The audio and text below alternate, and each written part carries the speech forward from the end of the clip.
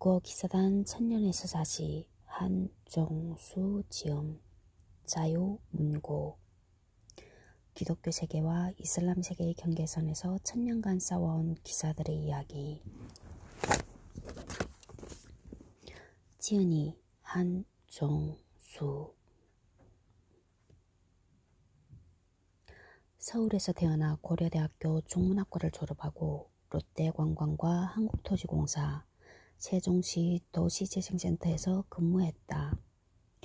어릴 때부터 그의 모든 분야 역사에 관심을 가졌지만 전쟁사와 지중해, 세계 역사에 매료되었다. 가톨릭 신자로 청년 성서 모임을 하면서 가톨릭의 역사에도 많은 관심을 가졌는데 구어기사단 천년의 서사시는 새 관심사의 접점에서 탄생한 것이다. 전쟁사, 지중해사, 가톨릭사.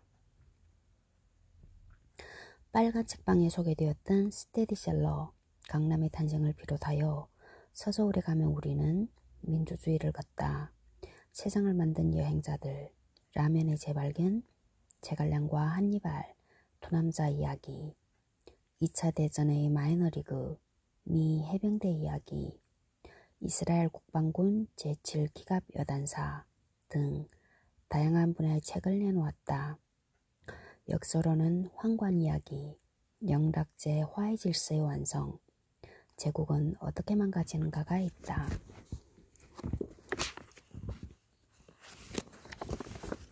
(393페이지) 28번째.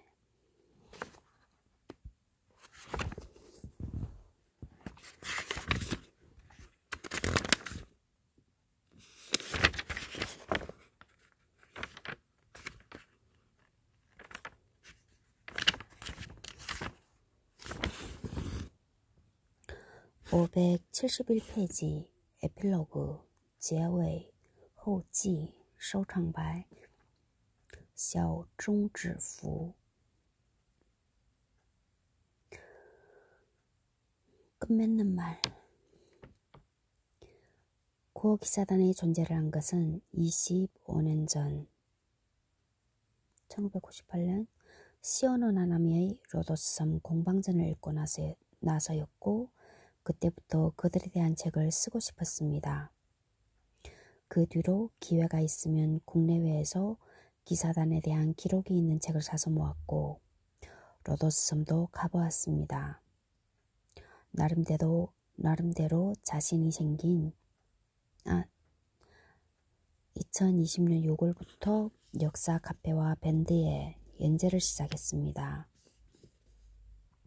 물론 그때부터 기사단에 대한 기본 지식은 얻었지만 써가면서 점점 몰랐던 사실을 알게 되는 재미가 쏠쏠했습니다.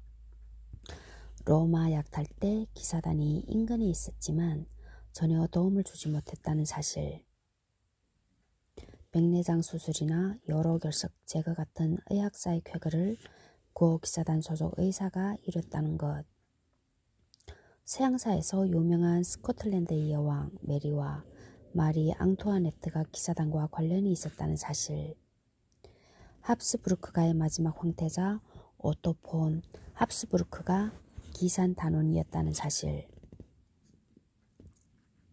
히틀러 암살 시도에 기사단원이 대거 참가했다는 비사 등이었습니다.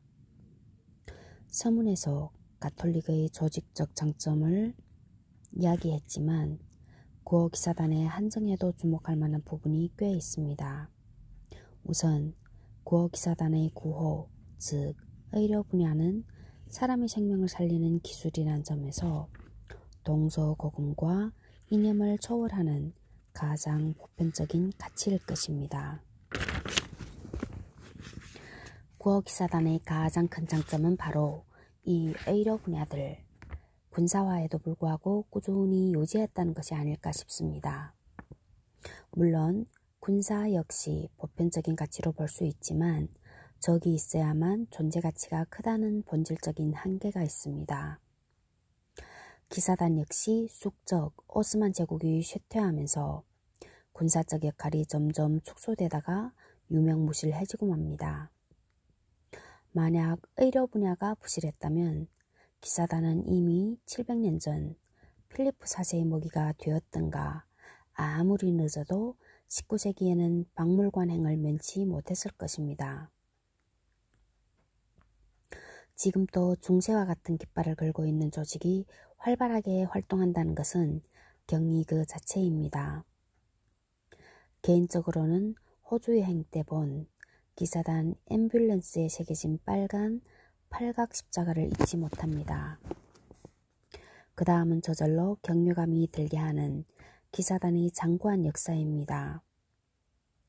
263년 만의 쿠데타, 300년 만의 로도스 탈환 기회, 거의 700년 만의 예루살렘 귀환, 700년 만의 영국인 총장 등 몇 가지 예만 들었지만 일반적인 조직은 상상할 수도 없는 연식이 등장합니다.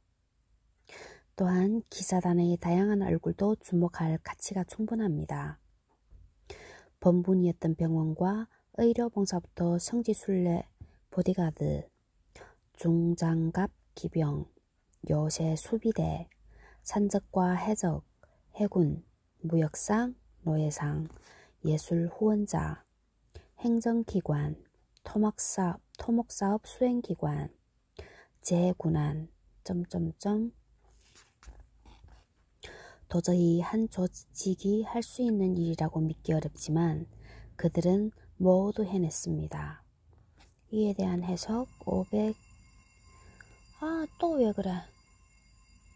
572페이지. 나이트워치 조직은 전투부대인 레인저, 공병인 건설대, 행정부대인 집사대로 나누어져 있다. 병원은 없지만 상당히 유사한 구조가 아닐 수 없다. 유럽 전역에서 모인 귀족의 자제들로 구성된 조직이었고 분열이 없었던 것은 아니었지만 기본적으로는 단결을 유지했다는 사실도 아주 중요합니다. 이런 면모 덕분에 700년 동안 부사관이나 용병, 현지인으로 구성된 민병들을 훌륭하게 통솔할 수 있지 않았을까 싶습니다. 무기와 전술의 변화에 기민하게 대처했다는 것은 본문에서 여러 번 언급한 바 있습니다.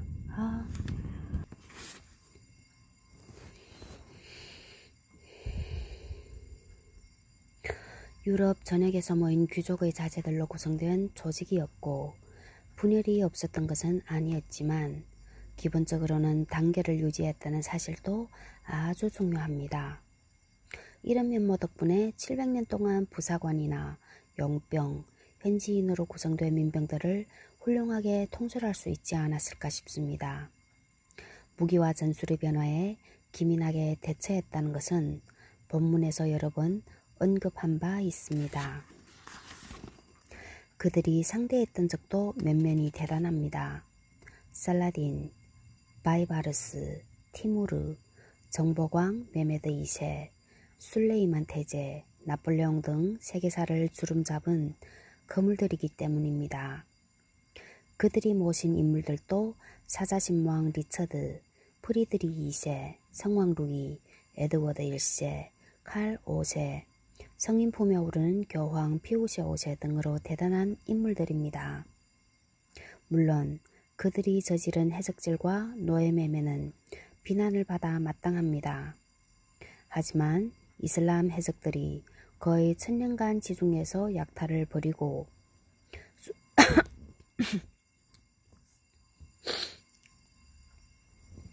수백만 명을 노예로 잡아간 것에 비하면 작은 규모라는 변명이 가능하고 유럽 국가들도 사략선을 대규모로 오랫동안 운영했다는 사실과 천부인권을 내세운 미국조차 1860년대까지 노예제도가 합법이었다는 역사도 기억해야 할 것입니다. 그리고 기사단이 전혀 의도한 바는 아니지만 그들이 자주 저지른 유대인 납치 때문에 무기명 유가증권이 발명되고 자본주의 발전에 기여했다는 아이러니도 주목할 만합니다. 개인적으로는 나폴레옹에게 무기력하게 몰타를 내준 추태는 용서받기 어렵지만 어쩔 수 없는 시대적 흐름이었다고 보아야 하는 측면도 있다고 봅니다. 또한 구호 기사단은 비록 주인공은 아니지만 에이지 오브 엄파이어, 어쌔신 크리드, 명일방주, 블루 아카이브, 토탈 워 등 많은 게임에 등장합니다. 이 게임들을 즐기는 유저들에게 유용한 지식이 전달되었으면 하는 바람도 있습니다. 사족일지는 모르겠지만 프리드리 실레이 희곡 돈 카를로스의 중요한 조연인 포사후작이 구호 기사단원입니다. 돈 카를로스는 이 책의 중요한 등장인물인 펠리페 2세의 아들로 23세의 여자랍니다. 포사후작은 돈 카를로스의 친구이자 플랑드르에 대한 스페인의 공격을 막기 위해 노력하는 인물이기도 합니다. 킹덤 오브 헤븐의 구호 기사단원과 유사한 포지션이라 할 수 있습니다. 영국의 유명한 극작가 크리스토퍼 말로의 명작 몰타의 유대인에서도 기사단이 중요한 배경으로 등장합니다.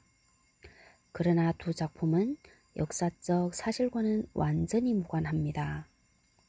왕좌의 게임에서 나오는 나이트워치의 모델이 구호 기사단이며 두 조직의 유사성을 여러 번 언급한 바도 있습니다. 자, 이제 구호 기사단 천년의 이야기를 마칩니다. 오류가 있다면 전적으로 저자의 잘못이며 지적해 주시면 다음 판에 반영하도록 하겠습니다. 그리고 이 책을 발간하기 위해 개인적으로 북펀드를 만들었는데 대학 동기들과 사마천 학회, 민주역사 올레 모임의 지인들께서 많이 참여해 주셨습니다. 뒤 지면에 소개해 드렸지만 다시 한번 감사드립니다. 또한 대중성이 부족한 원고를 책으로 잘 꾸며주신 자유문고 김시열 대표님과 편집진에게도 감사를 드리지 않을 수 없습니다.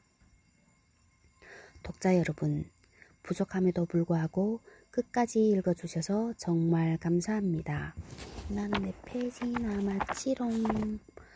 한 200페이지 남았네. 한 180페이지.